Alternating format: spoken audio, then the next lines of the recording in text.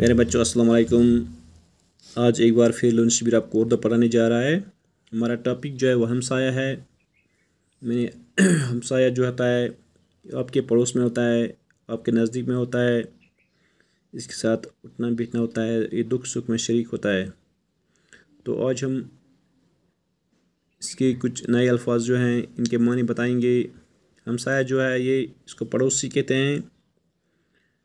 दम घुटना को जी घबराना, सांस रुकना, जब दिल में कुछ अजीब सा महसूस होता है, घबराहट सी महसूस होती है या सांस रुक जाता है, इसको दम घुटना बोलते हैं।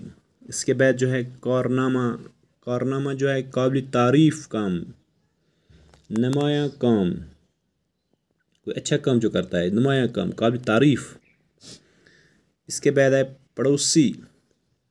पड़ोसी जो है नज़दीक में रहने वाला, जो आपके बगल में रहता है, जो आपके साइड में रहता हो, जो आपके साथ में रहता हो, उसको पड़ोसी बोलते हैं।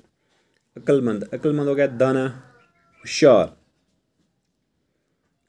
चेकअप हो गया मुआयना, जांच। अंकल हो गया चाचा। तो ये कुछ नए अल्फाज थे, इनको आप अच्छी तरह से याद करें, पढ़ें, अच्छी तरह से समझें। इस वीडियो को लाइक करें, शेयर करें, अपने दोस्तों को पहुँचाएँ। मेरे चैनल को सब्सक्राइब कीजिए। शुक्रिया।